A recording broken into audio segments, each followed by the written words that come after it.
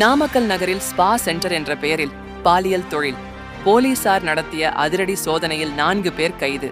நாமக்கல் நகரில் சுமார் 15க்கும் மேற்பட்ட ஆயுர்வேத ஸ்பா சென்டர்கள் சட்டவிரோதமாக செயல்பட்டு வருவதாகவும் அதில் பாலியல் தொழில் நடைபெற்று வருவதாகவும் மாவட்ட காவல் கண்காணிப்பாளர் ராஜேஷ் கண்ணனிற்கு வந்த தகவலின் அடிப்படையில் எஸ்.பி. ராஜேஷ் கண்ணன் உத்தரவின் பேரில் ஏ.எஸ்.பி.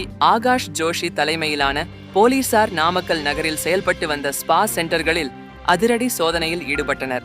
அப்போது 4 ஸ்பா சென்டர்களில் பாலியல் தொழில் நடைபெற்றது உறுதியானது. அதன் அடிப்படையில் ஸ்பா சென்டரில் இருந்த மேலாளர்களாக பணியாற்றி வந்த வேலுமணி, சதீஷ்குமார், மணிகண்டன் மற்றும் சதீஷ்குமார் என 4 பேரை கைது செய்து அவர்கள் மீது வழக்கு பதிவு செய்து விசாரணை நடத்தி வருகின்றனர். நாமக்கல் நகரில் பாலியல் தொழிலில் ஈடுபட்டு வந்த ஸ்பா சென்டர்களில் போலீசார் நடத்திய அதிரடி சோதனையில் 4 பேர் கைது செய்யப்பட்ட சம்பவம் நாமக்கல் பகுதியில் பரபரப்பை ஏற்படுத்தியுள்ளது.